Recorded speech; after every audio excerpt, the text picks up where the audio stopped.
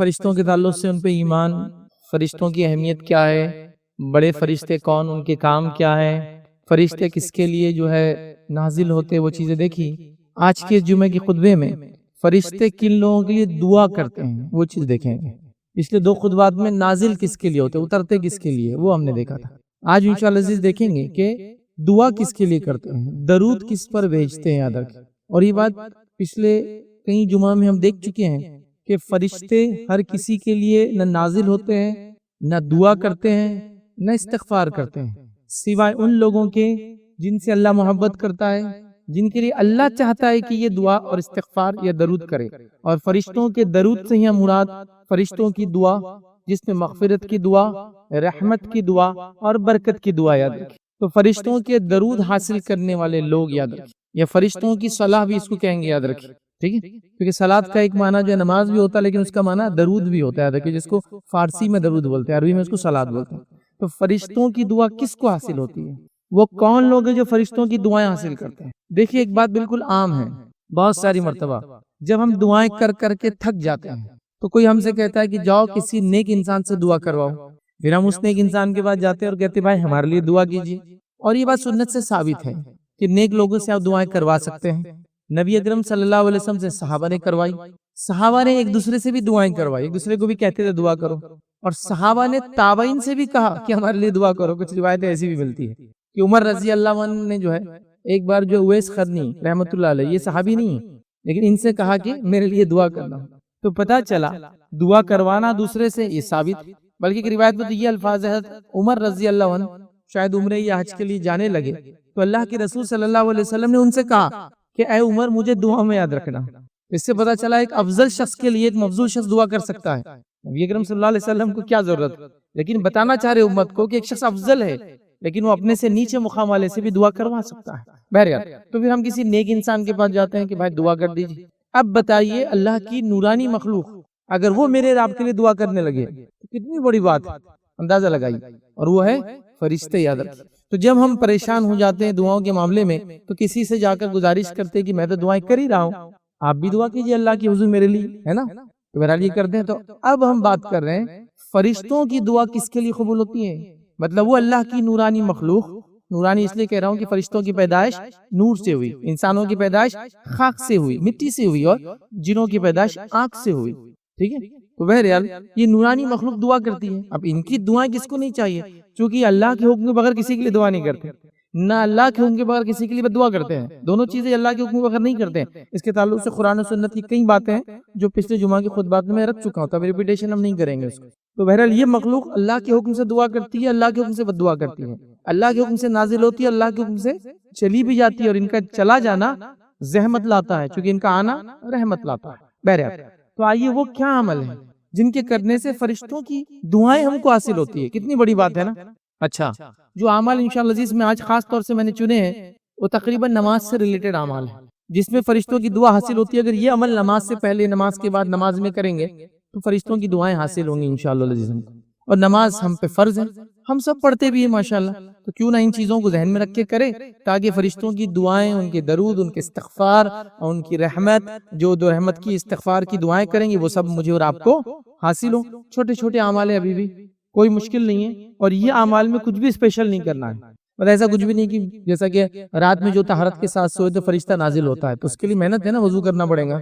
یہ عمل جو آج رکھوں گا اس کے لیے محنت نہیں ہے، یہ ایکچولی کوئی عمل کے لیے ہم پہلے سے ایک عمل کر رہے ہیں، اس میں اگر یہ سب چیزیں معلوم ہو اور تھوڑا اس میں ایک سٹیپ آگے بڑھ جائے تو مطلب اس کو کہیں گے فائدہ ڈبل ٹرپل چوبل پتہ نہیں کتنا بڑھتا جائے گا، ملٹیپل ٹائم بینیفٹس ہمارے انشاءاللہ عزیز بڑھ جائیں گے۔ جیسے کہ نماز سب پڑھتے ہیں تو وضو کرتے ہیں، وضو کر کے نماز کا انتظار کرتے ہیں، ہاں اب اگر آگے جلدی خاص طور سے انتظار کریں گے تو فرشتوں کی دعاؤں میں شامل ہو سکتے ہیں، تو بہرحال ڈبل بینیفٹس ہو جائیں گے۔ تو اسپیشل ایفرٹس بھی نہیں لگیں گے انشاءاللہ ان اعمال کو جو آج آپ کے سامنے میں رکھوں گا۔ تو چھوٹے چھوٹے اعمال ہیں، بڑا ثواب یہ ہے کہ فرشتے دعائیں ہمارے لیے کریں گے، رحمت کی، مغفرت کی، اور ساری دعائیں، اور فرشتوں کی دعائیں جب حاصل ہوں گی تو ہم انشاءاللہ عزیز کامیاب انسان رہیں گے، چونکہ اللہ کے حکم سے دعا کرتے ہیں اور اللہ کے حکم سے ہی بد دعا کرتے ہیں۔ کہ چلیے آئیے پہلا عمل جس کے کرنے سے، ترتیب وغیرہ سب میری اپنی ہے، پہلا عمل وہ کرنے جس سے کرنے سے فرشتے دعائیں دیتے ہیں ہم کو، ان کا درود ہم کو حاصل ہوتا ہے، ان کا استغفار حاصل ہوتا ہے، ان کی رحمت کی دعائیں حاصل ہوتی۔ اس میں یہ عمل ہے کہ نماز کے انتظار میں بیٹھنے والوں کو فرشتے دعا کرتے ہیں،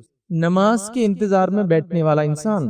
آئیے حدیث کیا میں آپ کے سامنے رکھتا ہوں. نبی اکرم صلی اللہ علیہ وسلم فرماتے ہیں، صحیح مسلم کی روایت، آپ نے فرمایا اور کہا کہ تم میں سے جب تک کوئی شخص باوضو نماز کے انتظار میں بیٹھا رہتا ہے تو وہ نماز میں ہی رہتا ہے اور فرشتے اس کے لیے دعا کرتے ہیں. جب کوئی شخص نماز کے لیے آتا ہے اور باوضو مسجد میں نماز کا انتظار کرنے بیٹھتا ہے، مثال کے طور پر ظہر کی نماز 1 بجے اس مسجد کے اندر کوئی شخص آتا ہے اور ظہر سے پہلے وضو وغیرہ کرتا ہے، نوافل سنت موقع وغیرہ ادا کرنا چاہتا ہے، کرتا ہے، پھر انتظار کرتے بیٹھتا ہے کہ اب نماز ہوں گی، اب 5 منٹ 10 منٹ یا جو بھی اس کا انتظار ہوتا ہے. کبھی ایسا ہوتا ہے جمعہ وغیرہ میں نماز تھوڑی ایکسٹینڈ ہو جاتی ہے، خطبہ تھوڑا لمبا ہو جاتا ہے. کبھی ایسا ہوتا ہے کسی جگہ آپ جاتے ہیں اور کسی وجہ سے امام صاحب لیٹ آ جاتے ہیں نا، تو آپ انتظار کرتے رہتے ہیں. تو جب ہم وضو کی حالت میں نماز کا انتظار کرتے ہیں تو اللہ کے رسول صلی اللہ علیہ وسلم فرما رہے وہ نماز میں ہی ہے، مطلب ثواب نماز کا ہی ملتا ہے.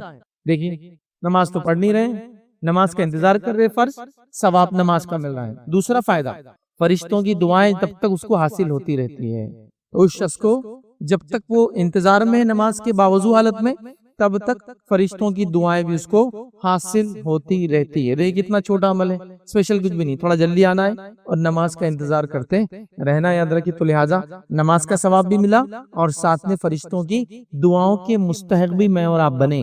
تو لہٰذا ہم کوشش کریں کہ ہم جو ہے نماز کو باجماعت پڑھیں، پابندی کے ساتھ پڑھے، مسجد جا کر پڑھے، جلدی آ کر وہ جو اس کا انتظار کرے تاکہ فرشتوں کی دعاؤں میں انشاءاللہ عزیز ہم بھی شامل ہو جائے. تو عمل تو چھوٹا ہے لیکن فائدہ بہت بڑا ہے کہ فرشتوں کی دعائیں ہمیں حاصل ہوتی. اب اس میں ایک بات تھوڑی غور طلب وہ یہ ہے کہ نماز ایک فریضہ ہے اور اس کے آس پاس کی اتنی چیزیں ہیں جو اتنا ثواب دے رہی ہے، تو خود نماز کتنا ثواب دیتی ہوں گی اندازہ لگائیے. یہ نماز سے پہلے کا انتظار ہے جو نماز کا ثواب بھی دے رہا ہے، فرشتوں کی دعائیں بھی دے رہا ہے، تو نماز کا کیا اجر و ثواب ہوگا. اور وہ لوگ کتنے بدنصیب ہیں، یہ میں اپنے آپ کو ملا دوں، ہم لوگ کتنے بدنصیب ہیں کہ فرائض ہمارے چھوٹ رہے ہیں، دھڑلے سے چھوٹ رہے ہیں، دن رات چھوٹ رہے ہیں. اور اگر کوئی نماز کا پابند بھی ہے تو عام طور سے 3 نماز کا پابند ہے تو اس کو بولتے ہیں نماز کا پابند ہے، ظہر عصر اور مغرب، عشاء فجر غائب. 4 پڑھ لے تو تھوڑا فرشتانہ صفت اس میں پیدا ہو گئی، عشاء بھی پڑھ رہا ہے، فجر میں اٹھ جائے تو فرشتوں سے اوپر چلا جائے، ملائکہ سے ہو. کیونکہ کون اٹھتا ہے فجر میں؟ جمعہ میں مسجدوں کا حال دیکھیے، ہر مسجد بھری ہے. عیدین مسجد کا حال دیکھیے، ہر مسجد بھری ہے. رمضان کے اول 10 دن دیکھیے، ہر مسجد بھری ہے. اس کے بعد اتنی پاپولیشن ہے تو یہ اتنی تعداد میں تو فجر ظہر عصر مغرب عشاء سب میں جمع ہونا چاہیے تھا. تو دھڑلے سے ہم لوگ نماز چھوڑ رہے ہیں. نماز میں صرف انتظار کرنے کا اجر ہے تو پڑھنے کا کیا اجر ہوگا. نماز چونکہ فرائض میں سے ہے، اس کا اجر بتایا نہیں گیا، یہ آخرت میں ملے گا. لیکن اتنا خالی ایک عمومی طور سے کہہ سکتا ہوں کہ اگر ایک نمازی بلا وجہ آپ چھوڑ دیں گے نا، زندگی بھر کے سجدے بھی کفایت نہیں کریں گے. تو نماز کو مت چھوڑیے، فرض نماز کو خاص طور سے. بہرحال تو نماز کا انتظار کرنے میں جو بیٹھتا ہے نماز کا ہی ثواب پاتا ہے، اور ایک چیز جو بڑی پاتا ہے فرشتوں کی دعائیں ملتی. چلیے آگے آپ بڑھتے ہیں. دوسرا وہ عمل جسے کرنے سے فرشتوں کی دعاؤں کے مستحق ہوتے وہ کیا ہے معلوم آپ کو؟ پہلی صفوں میں جو انسان آ کے نماز کے لیے بیٹھتا ہے، چاہے کوئی نماز ہو، عید ہو، جمعہ ہو، عام 5 نمازیں ہو، جو پہلی صف، اسپیشل اس میں لفظ کہا گیا پہلی صف، فرسٹ رو، جو پہلی صف میں آ کے جو نماز پڑھتا ہے فرشتوں کی دعائیں اس کو حاصل ہوتی ہے. یاد رکھیں.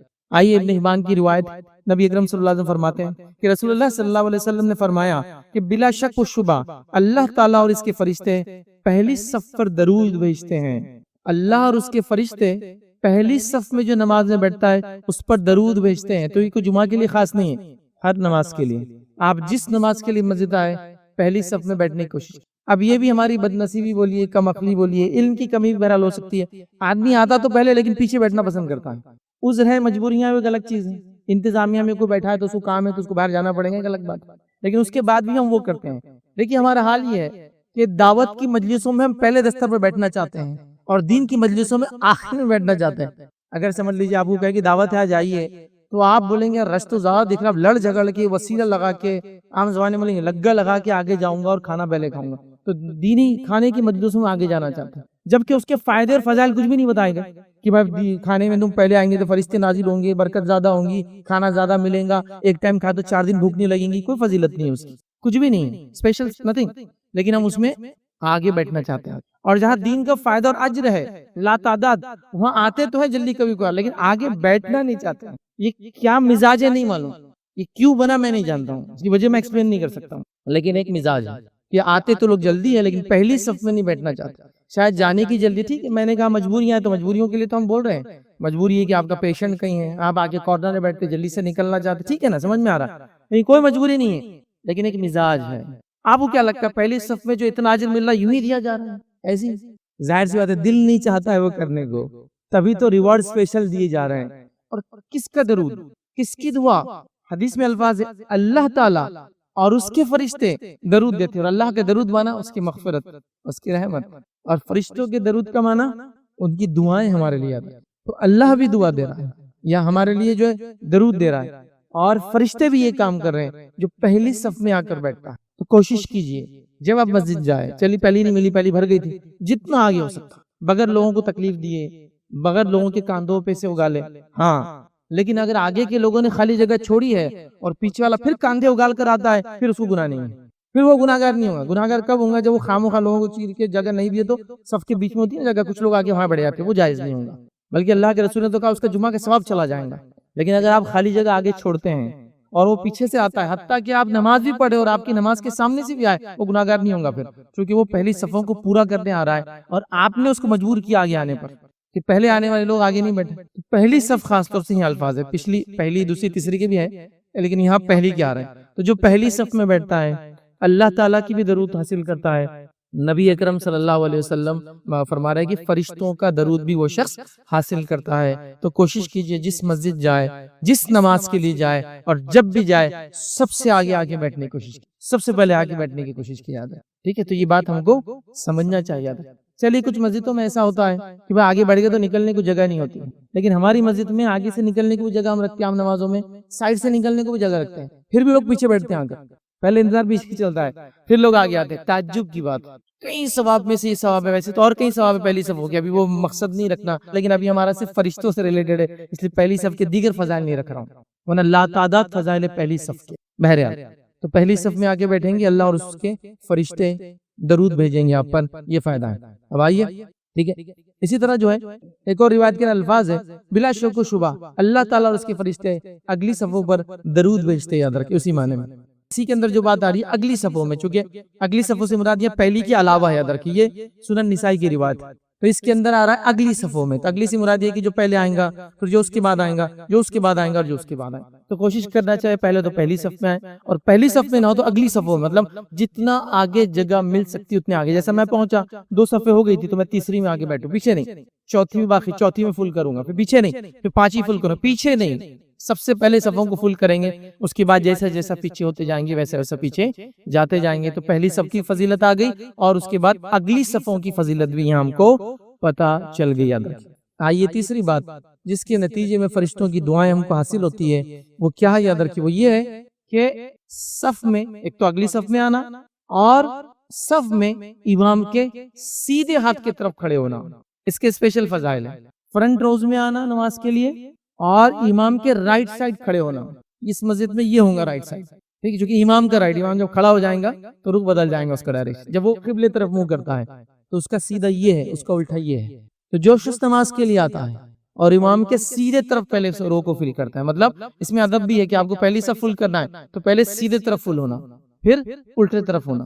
لیکن اب لوگوں کی مجبوری ہے کہ ہم شارٹ کٹ بھی نہیں، شارٹیسٹ کٹ دیکھنا چاہتے ہیں، کیونکہ اگر وہاں سے یہاں تک آؤں گا تو 20 قدم زیادہ ہو رہے ہیں، وہاں سے یہاں آؤں گا تو 5 قدم میں پہنچ جا رہا ہوں، تو 15 قدم زیادہ، انرجی زیادہ، کیلوریز جلتی، اس میں پرابلمز ہوتے ہیں، تو پہلے ہم یہ فل کریں گے، پھر ہم یہ فل کریں گے، چونکہ راستہ لیفٹ سے شروع ہو رہا ہے نا مسجد میں، رائٹ میں آنا چاہیے پہلے، اور رائٹ کا اگلا پہلے پورا کرنا ہے۔ اس کا مطلب یہ نہیں کہ پوری آدھی فرسٹ رائٹ ہینڈ سے مسجد فل ہو جائیں گے، نہیں، وہ بات بھی ایکسپلین کرتا ہوں، پہلے حدیث رکھ دیتا ہوں آپ کے سامنے۔ نبی اکرم صلی اللہ علیہ وسلم فرماتے ہیں، ابو داؤد کی روایت، بلا شک اور شبہ اللہ تعالیٰ اور اس کے فرشتے صفوں کی دائیں جانب والوں پر درود بھیجتے ہیں، امام کے رائٹ ہینڈ سائڈ کر رہے کہ نماز پڑھنے والوں پر درود بھیجتے ہیں۔ تو اس کا کیا معنی ہے؟ صرف رائٹ ہینڈ سائڈ پورا فل کر دے، پہلی کا رائٹ، سیکنڈ کا رائٹ، تھرڈ کا رائٹ، نہیں، اس لیے کہ پہلی سب سے افضل ہوئی، اس میں امام کا رائٹ سائڈ سب سے افضل ہوا۔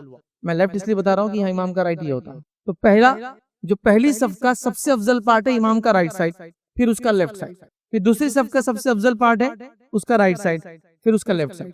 اب کوئی کہے کہ پہلی صف کا رائٹ فل ہوگا تو میں سیکنڈ کا کیا رائٹ فل کروں؟ نہیں، کیونکہ سیکنڈ کے رائٹ سے فرسٹ کا لیفٹ افضل ہے، کیونکہ پہلی صف افضل ہے نا، پہلی صف میں اس کا رائٹ سائڈ افضل ہے، پھر اس کا لیفٹ ہے، دوسری صف میں اس کا رائٹ ہے، پھر اس کا لیفٹ.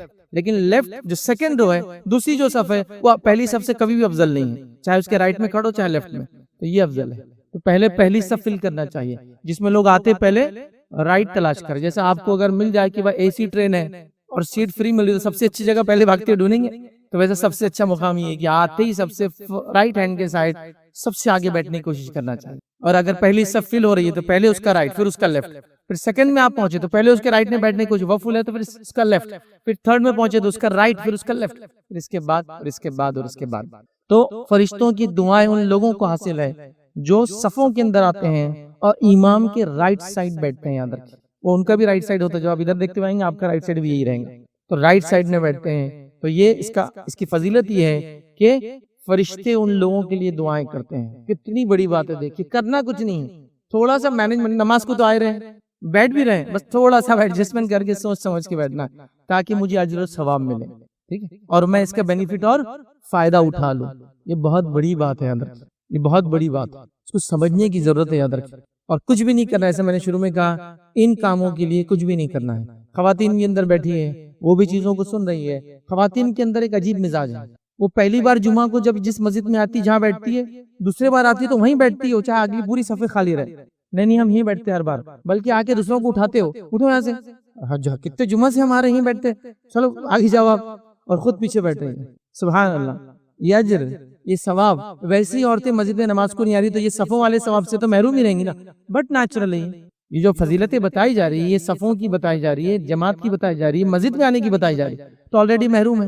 ایک جمعہ آ رہے ہیں اس کو محروم کر دے رہے ہیں، اس میں بھی اپنے ڈھنگ سے بیٹھ رہے ہیں، اپنی منمانی کر رہے ہیں. ہم تیسرے روم میں بیٹھتے ہیں مسجد کے، تیسرے میں بیٹھ رہے ہیں، حالانکہ دو خالی ہے بھائی، آج جلدی آ گیا. نہیں ہمارا کیا ہے وہ عادت ہے ہم کو، ہم تیسرے روم میں بیٹھتے ہیں اس مسجد. پہلے میں بیٹھیے، اس کی پہلی صف میں بیٹھی، پہلی فلور کی دوسری میں بیٹھی، پھر اس کی تیسری میں بیٹھی، پھر اس کی چوتھی میں بیٹھی، پھر اس کی پانچویں میں بیٹھی. یہ طریقہ ہے اس کا. پھر پہلا روم فل ہو گیا، پھر سیکنڈ روم میں جائیے، پھر سیکنڈ فل ہو گیا، پھر تھرڈ میں جائیے. یہ نہیں کہ ہم یہاں بیٹھتے تو ہم بیٹھیں گے، چونکہ خیر بہرحال علم کی کمی ہے، اس سے ساری چیزیں ہوتی ہیں. اللہ رحم کرے، ہمیں علم حاصل کرنے کی توفیق عطا فرمائے. بہرحال تو اب آ گیا اگلی صفحے آ گئی، اور اس میں رائٹ ہینڈ سائڈ کی فضیلت بھی ہم نے دیکھ لیا. یہ اسی طرح جو ہے ایک اور فضیلت یاد رکھیے، جو آج چوتھی بات ہم دیکھیں گے وہ یہ ہے، فرشتے جس کے لیے دعا کرتے وہ یہ ہے کہ صفوں کو ملانے والوں سے پر فرشتے دعا کرتے ہیں. صفوں کو ملا کر کھڑے رہنے والوں کے لیے، مطلب جب نماز کے لیے ایک انسان کھڑے ہو تو مل کر کھڑے ہو، اس کے لیے ایسے شخص کے لیے فرشتے دعائیں کرتے ہیں. آئیے حدیث سن لیتے پہلے، اس کے بعد اس کی تفصیلات دیکھتے ہیں. یہ جو مستند احمد کی روایت ہے، نبی اکرم صلی اللہ علیہ وسلم فرماتے ہیں اور کہتے ہیں، بلا شک اور شبہ اللہ عز و جل اور اس کے فرشتے علیہ السلام صفوں کو ملانے والوں پر درود بھیجتے ہیں. اللہ تعالیٰ اور اس کے فرشتے صفوں کو ملانے والوں پر درود بھیجتے ہیں. صفوں کو ملانا، اس میں کسی مسلک کا اختلاف نہیں ہے کہ صف میں جب کھڑے ہو تو مل کر کھڑے ہو، قدم سے قدم لگے، کاندھے سے کاندھا لگے. اس میں کوئی دو رائے کسی مسلک کی نہیں ہوتی ہے، کسی جماعت کی نہیں ہے. یہ ہماری جہالت اور کم علمی کا نتیجہ ہے. ہر آدمی دوسرے سے دور کھڑا ہونا چاہتا ہے نماز کے اندر. یہ حدیث میں الفاظ ہے، اس کے لیے ضروری ہے کہ وہ ایسا کرے، اس لیے کہ اس کی دعائیں. اور کیوں ضروری ہے، دوسری روایت بھی انشاءاللہ رکھتا ہوں. تو جب ہم نماز میں ہم آئے سب سے پہلے پہلی صف میں اس کے رائٹ سائڈ کھڑے ہونے کی کوشش کریں گے، پھر لیفٹ. جب جماعت کھڑے ہو تو جب ہم کھڑے ہوں گے تو ظاہر سی بات ہے ابھی بیٹھتے ہیں تو تھوڑا سا جگہ ہوتی ہے کہ آپ مل کر کھڑے ہو. مل کر کھڑے ہونے سے مراد قدم سے قدم اور کاندھے سے کاندھا ملنا چاہیے. وہ لوگ بھی غلط کرتے ہیں جو قدم سے قدم ملاتے اور کاندھے سے کاندھا نہیں ملتے ہیں، وی بنا دیتے نیچے سے شیپ، مطلب اے شیپ میں کھڑے ہو گئے، پیر اتنے دور کہ دوسرا آدمی اب کھڑے ہی نہیں ہو سکتا آپ کے بازو. کیسا کھڑا ہوں گا وہ آپ سے، کاندھا کیسے ملائیں گے بتائیے. اگر میں ایسا کھڑے رہوں گا تو میرا بازو والا تو یہ پیر سے ملائیں گا تو وہ 1 فٹ تو ایسے ہی دور ہو گیا. تو ظاہر سی بات ہے وہ اے شیپ میں تو کھڑے نہیں سکتا، ٹھیک، اس کو کھڑے رہنا پڑے گا ایچ شیپ میں، جو انگلش کا الفابیٹ ہوتا ہے سیدھا بالکل دونوں طرف. جب وہ ایسا کھڑا ہوگا تو کاندھا بھی اور پیر، مطلب اتنے ہی پیر پھیلائیں گا جتنے اس کے کاندھے ہوں گے. تو جب بازو والا آئے گا وہ بھی پیر سے پیر لگائیں گا، کاندھے سے کاندھا لگائیں گا. لیکن وہ علم بھی نہیں ہے. ابھی چلو مسجد میں اتنا اپڈیٹ ہوا تو اعلان ہوتا ہے کہ کاندھے سے کاندھا لگائیے. اچھی بات ہے، یہ بھی ایک قدم آگے آ گیا. لیکن حدیث میں صرف کاندھا نہیں ہے، حدیث میں 2 الفاظ ہے، قدم سے قدم پہلے اور پھر کاندھے سے کاندھا ہے. مطلب فیٹ سے فیٹ لگیں گے اور شولڈر سے شولڈر لگیں گے. اب ایک سوال آتا ہے کہ جب پیر لگیں گے تو سب کے پیر کے سائز الگ ہوتے ہیں، تو کیا ایک دوسرے کے سامنے الائن کریں گے؟ تو ٹخنے سے ٹخنا سامنے آنا چاہیے، لگنا نہیں. حدیث میں کچھ لوگ لگانے کی کوشش کرتے، لگانے کے لفظ نہیں، کیونکہ ٹخنا لگائیں گے تو پیر ٹیڑھے ہو جائیں گے پھر آپ، کیونکہ ظاہر سے ٹخنا اندر ہوتا ہے، پیچھے کے حصے میں ہوتا پیر ہے نا. ہاتھ کے مقابلے میں پیر سامنے چوڑا ہوتا ہے اور پیچھے چھوٹا ہوتا ہے. تو الائنمنٹ کرنے کے لیے ٹخنے کے سامنے ٹخنا آنا، ٹچ ہونا ضروری نہیں، سامنے آنا. تو میرا یہ پیر ہے ٹخنا ہے، اس کا ٹخنا ایسا آنا. اب آگے کا سائز آگے پیچھے ہو سکتا پیر کا، تو یہ بھی آگے حدیث میں وضاحت. ٹخنے سے ٹخنا الائن کریں گے تو صف سیدھی ہو گئی.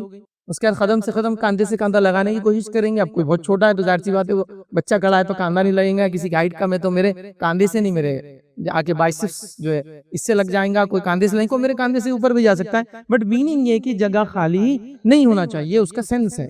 تو آج ہم لوگ اس میں بھی جو افراط و تفریط کے شکار ہیں. ایک حصہ وہ ہے جو کچھ بھی نہیں کر رہا ہے، تھوڑا سر کو بازو، کوئی نزدیک آ رہا تو بازو کر دیتے. اور کچھ کا حال یہ کہ قدم سے قدم ہی ملا رہے، کاندھا مل نہیں رہا، کیونکہ قدم اتنے پھیلا دی کہ اب کاندھا ملنے کا چانس ہی باقی نہیں رہا آپ کا. تو بہرحال ہم کو سمجھنا چاہیے. اور اللہ کے رسول صلی اللہ علیہ وسلم اس کے لیے کتنی محنت کرتے ہیں. آئیے ابن خزیمہ کی روایت آپ کے سامنے رکھتا ہوں. ایک صحابی رسول فرماتے اور کہتے ہیں، برا بن عازب رضی اللہ عنہ فرماتے اور کہتے ہیں کہ رسول اللہ صلی اللہ علیہ وسلم کی جو ایک جانب سے، مطلب رسول اللہ صلی اللہ علیہ وسلم صف کی ایک جانب شروع کرتے اور دوسری تک تشریف لے جاتے. جب لوگ صف میں کھڑے ہو جاتے، آپ امام رہتے، تو آپ سیدھے نماز نہیں پڑھاتے، آپ صف کے ایک کارنر میں جاتے اور وہاں سے نکل کے دوسرے کارنر تک جاتے اور ہر انسان کا سیدھا، دیکھیے حدیث کے الفاظ کیا ہیں، تشریف لے جاتے ہیں اور ہمارے کاندھوں اور سینوں کو چھوتے اور ان کو سیدھا کرتے. کاندھوں اور سینوں کو چھوتے مطلب چسٹ بھی آگے نکلنی چاہیے نماز میں.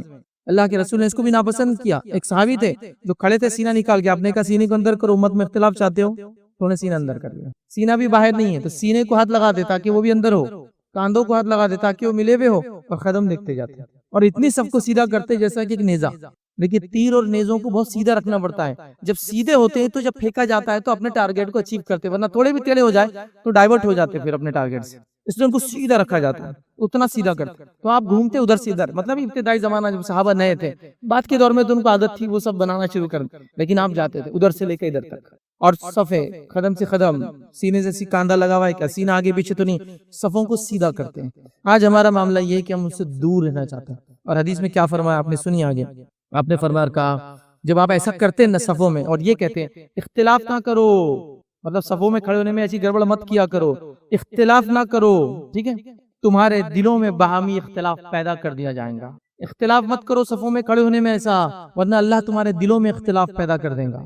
صفوں کا سیدھا رہنا اتنا ضروری ہے، یہ معمولی بات نہیں.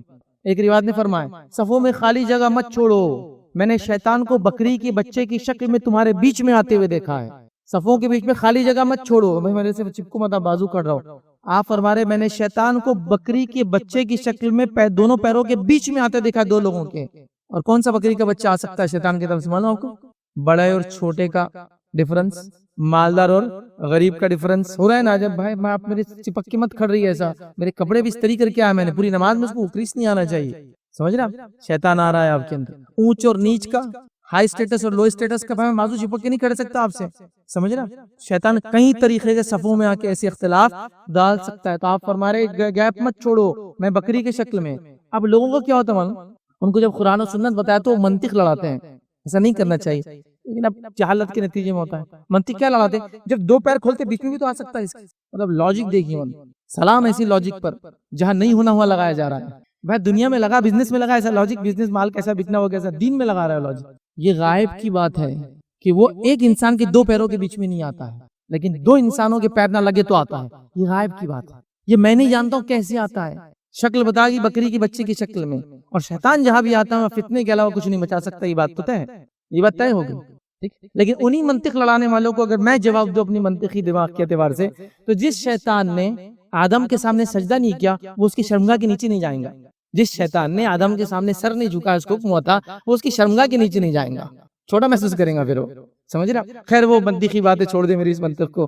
لیکن اصل چیز یہ ہے کہ ہمارے نبی نے فرما دیا قلم ہو کی بات کہ وہ جب دو لوگ نہیں ملتے ہیں تو شیطان آ جاتا ہے. اب بہت سارے لوگ جب صفے بناتے ہیں، بھائی صفے ملانا اتنا کیا ضروری ہے، اب اتنا کمپلسری کو چپک جاتے ہیں. یہ چپکنے کے چکر میں یہ ہوتا، میرے کو پسند نہیں آتا کوئی چپکے، میرے کو بے چینی ہوتی کنٹینیوسلی اگر کوئی میرے پیر سے پیر لگائے تو، فلاں کرے تو، یہ کرے تو. بڑی عجیب و غریب چیزیں ہم نے ایجاد کر لی چونکہ ہم کو اس کی عادت نہیں رہی ایسا کرنے کی. نتیجتاً یہ سب ہو گیا تھا ایکسٹراڈنری، جس کو کہتے ہیں ہیلتھ ہائیجین کے نام پر، لوگوں سے دوری کے نام پر، مختلف وجوہات. نماز کے معاملے میں یہ سب کوئی بہانہ نہیں چلیں گا. جب بھی آئیں گے مسجد میں، جب بھی سب بنیں گی، قدم سے قدم لگ کے ہی ہم لوگ کھڑے ہوں گے، کاندھے سے کاندھا ہمارا لگیں گا، صفیں ایسی بنیں گی، ایک دوسرے کو سب دیکھتے جائے تو کام ہو جاتا ہے. ایک روایت میں اللہ کے رسول صلی اللہ علیہ وسلم یہ فرماتے ہیں جو شخص پہلی صف کو سیدھی کرتا ہے، اللہ اور اس کے فرشتے اس کے لیے دعا کرتے ہیں، مطلب درود بھیجتے ہیں۔ کیوں کہا پہلی صف؟ چونکہ پہلی صف کو دیکھ کے پھر اگلی صف فالو کریں گے، اگلی صف کو دیکھ کے اس کے بعد والی فالو کریں گے، ایک سسٹم بن جائیں گے نا پھر، کہ سب دیکھو یار انہوں نے کتنا کیا، ہم بھی کریں گے۔ تو اگلی صف کو سیدھا کرنے والے کو یا پہلی صف کو سیدھا کرنے والے کو دعا ملیں گی، مطلب پیچھے بھی لوگ جو ان کو فالو کریں گے سب دعا کے مستحق ہوں گے۔ اور چونکہ لوگ اگلی صف کو فالو کریں گے، دیکھیے آپ ایک جگہ کہیں مسجد میں صف بن رہی ہے، آگے 2 لوگ کھڑے ہوئے پھر گیپ، 3 لوگ کھڑے ہوئے پھر گیپ، اور اتنا گیپ ہوتا ہے کبھی کہ آپ 2 لوگوں کو سرکائے تو آپ کھڑے ہو سکتے بیچ میں جا کے، اتنا گیپ ہوتا ہے۔ تو پیچھے والے بھی کیا کرتے ہیں، ویسی صفیں بناتے ہیں، پھر لینینسی برتتے ہیں، صفوں میں نہیں ہوتا، لیکن اگلی صفحہ جب سیدھی ہوتی ہے تو پیچھے والے چلو سیدھے ہو جاؤ، پھر اس کے پیچھے والے تارے اگلے والے بہت سیدھا کرے تو ہم بھی سیدھا کرتے ہیں، پھر اس کے پیچھے والے، اور پھر ایک سسٹم بن جاتا ہے۔ تو بہت سارے لوگوں کا سوال ہوتا ہے بھائی عام مسجدوں میں ایسا نہیں کرتے، آپ اس مسجد میں اور وہ مسجد جہاں جو ہے سلفی مسجدیں ہوتی ہے وہاں لوگ اتنا کیوں صف کو امپورٹنس دیتے ہیں؟ اس کا امپورٹنس ایکچولی شریعت میں ہے تو دینا پڑے گا نا، دل سے تو میں امپورٹنس نہیں جگا سکتا، جو شریعت نہیں دی، جیسا والدین کی اہمیت شریعت نہیں بتائی نا، میں کیسا وہ کروں، وہ بتائی گئی تو بولنا ہی پڑے گا، اس کی اہمیت ہے۔ منمانی اگر میں کوئی فضیلت بتاؤں تو پھر آپ مجھے پکڑیں کہ بھائی یہ تو منمانی ہے کہ تم نے ماموں کی فضیلت بتا دی، چچا کی بتا دی، پھوپھا کی بتا دی، خالہ کی، یہ خالو کی، خالہ کی تو ہے، یہ کہاں سے آئی؟ تو یہ تو ہے نہیں، میں نے رشتہ داروں کی فضیلت ہے، بھائی ویسا بولو، اب عام بات ہے، آپ اسپیسیفک کیسے کریں؟ لیکن جب والدین کا لفظ ہے کہ ماں کے قدموں کے نیچے جنت ہے، باپ جنت کا بیچ کا دروازہ ہے، تو یہ تو مجھے بولنا ہی پڑیں گی، اہمیت دینا ہی پڑیں گی، سب کچھ کرنا ہی پڑے گا۔ تو یہ شریعت ہے، یاد رکھیے، اس میں کوئی جماعت، کوئی مسلک کا کوئی اختلاف نہیں ہے، صرف اور صرف ہماری جہالت کے نتیجے میں ہم ایسی صفیں بناتے ہیں جیسی آج بنا رہے ہیں، اور ہمارے دلوں میں اختلاف اس کی وجہ سے آ چکا ہے۔ کیا فرمایا اللہ کے رسول نے کہ صفوں کو سیدھا کرو ورنہ تمہارے دلوں میں اختلاف آ جائیں گے، اور آ چکا ہے، دل ٹیڑے ہو چکے ہیں، اختلاف آ چکا ہے ہمارے۔ تو اب ہمیں صف جب بھی بنانا ہے، یہ الگ بات ہے آپ صف بنانے کے لیے کسی سے قریب ہو، وہ ناراض ہو اور پسند نہ کرے تو ٹھیک ہے، پھر کیا کریں گے، پھر تو آپ کو ہٹ جانا پڑے گا، لیکن بزید ہے لوگ، عجیب و غریب معاملہ ہے لوگوں کا، اور لوگ سمجھنے کے لیے اس چیز کو تیار نہیں۔ ایک مرتبہ ایک مسجد میں جانا ہوا، ایک عادت ہے میں بھی کھڑا ہوتا ہوں کسی کے ساتھ تو پہلی بار تو قدم سے قدم لگا دیتے ہیں، پھر وہ صاحب ہٹنا چاہے تو ہٹ جائے، ان کا مسئلہ ہے، پھر کیونکہ لوگ ناپسند کرتے ہیں، ہمارے پاس علم نہیں ہونے کی وجہ سے جہالت، تو وہ صاحب ہٹ گئے۔ ہٹنے کے بعد نماز ختم ہوتے ہی انہوں نے تیز آواز میں بات کی، اب تیز آواز میں جو مسجد میں کوئی بات کریں گے سب سنتے ہیں، کیونکہ ہمارے مسلک میں یہ طریقہ نہیں نماز میں کھڑے رہنے کا۔ اب بہرحال جس مسجد میں وہ تھے، میں بھی جہاں تھا، ہماری زندگی اس مسجد میں گزری ہے، تو اب لوگ تو سمجھ گئے کہ یار بیچارہ پھنس گیا یہ آدمی، میں نے کہا ٹھیک ہے باہر ملاقات کرتے ہیں، مسجد ہے نا۔ پھر جب مسجد سے باہر نکلے تو دارالفتہ تھا بازو میں نے کہا آئیے بیٹھیں گے مفتی صاحب اندر، میں نے کہا مفتی صاحب انہوں نے کہا کہ ہمارے مسلک میں صف قدم سے قدم ملانا نہیں ہے، تو تھوڑا اگر آپ کچھ روشنی ڈالے۔ تو بہرحال وہ مفتی صاحب نے خوب ان کو لتاڑا، خوب لپیٹا ان کو، کہا کہ تمہاری جہالت کی وجہ سے مسلک اور جماعتیں بدنام ہوتی ہیں، کہاں سے لائے تم نے، کہاں پڑھے تم نے؟ تو کہا میں نے کبھی پڑھا نہیں، لیکن ہم جو مسجد میں پڑھتے وہاں نہیں کرتے۔ ٹھیک ہے نہیں کرتے، لیکن اس کا مطلب یہ تھوڑی ہے کہ عمل ثابت نہیں، جو آپ نے کہا ہمارے مسلک میں نہیں ہے، تو اس کا تعلق کسی مسلک سے اور جماعت سے نہیں ہے، اس کا تعلق سنت سے ہے، اس کا تعلق نماز کی اصلاح اور درستگی سے ہے۔ نبی اکرم صلی اللہ علیہ وسلم جب اٹھتے نماز کے لیے اور جب امامت کے لیے کھڑے ہوتے تو کہتے کہ صفوں کو درست کرو، صفوں کو سیدھا کرو، اعلان ہوتا ہے۔ ہمارے بعضی مسجد میں امام صاحب تھوڑا پڑھتے ہیں تو کچھ لوگ پوچھتے پہلے کیا بولتے ہیں نماز کھڑے رہتے، وہ یہ بولتے کہ صفوں کو سیدھا کرو، اگلی صفوں کو بھرو، خالی جگہ مت چھوڑو، ہے نا۔ آپ عرب میں بھی جائیں گے، حرم میں بھی جائیں گے، صفوں کو درست کرو، اعلان کرتے وَاعْتَدِلُوا، اعتدال کے ساتھ صفوں کو بھرو، مطلب یہ ایسا نہیں کہ ایک کی طرف پورا بھر دیا، اعتدال کے ساتھ دونوں طرف بڑھتے رہو، تو یہ اعلان کرتے ہیں تاکہ صفیں درست ہو۔ اب ہمارے پاس لوگ بول رہے ہیں یہ کیا نیا اعلان ہے، یہ نبی اکرم صلی اللہ علیہ وسلم اعلان کیا کرتے تھے، جب نماز سے پہلے نبی کو اعلان کر رہا تو کیا معمولی چیز ہو سکتی ہو، اس کی کوئی اہمیت نہیں رہیں گی کہ صفوں کو درست کرو۔ آپ گھوم گھوم کے صفوں کو سیدھا کر رہے ہیں، لوگوں کے سینے کاندھوں کو ٹچ کر رہے ہیں، قدم سے قدم ملنے دیکھ رہے ہیں، پھر آ کے نماز کھڑی کر رہے ہیں۔ اللہ اکبر۔ بلکہ ایک روایت میں فرمایا نماز میں صفوں کو پیچھے آگے پیچھے مت کیا کرو، گیپس مت چھوڑا کرو، جیسا میں آگے دیکھتا ہوں، یہ آپ کا معجزہ تھا، ویسے میں تم کو پیچھے بھی دیکھتا ہوں۔ مطلب میرے نماز میں کھڑے ہونے کے بعد تم اگر گڑبڑ کر رہے ہو تو یاد رکھ لو یہ اللہ کے رسول صلی اللہ علیہ وسلم کا معجزہ تھا کہ آپ جیسے آگے دیکھتے تھے ویسے آپ کو پیچھے بھی دکھتا ہے۔ کہیں آپ کے معجزات میں سے یہ بھی ایک معجزہ ہے، سمجھ رہے ہو؟ تو اتنا احتیاط کیا کہ میں دیکھ رہا ہوں تم کو نماز میں، سبحان اللہ۔ اور ہم لوگ بالکل احتیاط نہیں کرے، تو بہرحال اس معاملے میں ہم کو بڑی احتیاط کرنے کی ضرورت ہے۔ یہ چند وہ اعمال تھے، غالباً ہم نے شاید 4 یا 5 اعمال بہرحال آج دیکھے، 4 اعمال بہرحال جس کی وجہ سے فرشتوں کی دعاؤں کے مستحق ہوتے ہیں۔ عمل تو بہت چھوٹے تھے لیکن اہمیت کے حامل تھے، تو میں نے ایکسپلینیشن دینا یہاں ضروری سمجھا تاکہ اب ایک عمل بھی ہو جائے، سنت پہ بھی عمل ہو، فرشتوں کی دعائیں بھی حاصل ہو، اور ظاہر سی بات ہے نماز کی درستگی میں بھی یہ تمام شامل ہے۔